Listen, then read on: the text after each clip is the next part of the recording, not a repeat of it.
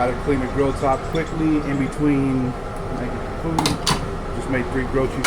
Take your spatula real quick, scrape it down. Get all that nasty off that. Try and keep it in one direction. You want to scratch your grill top.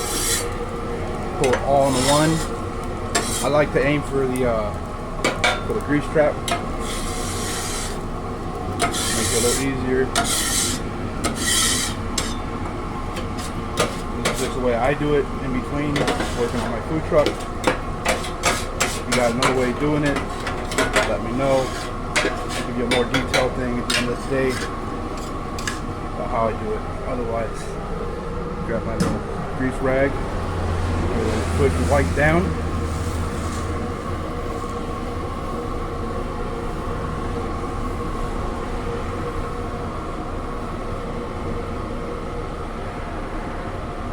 There you go, guys.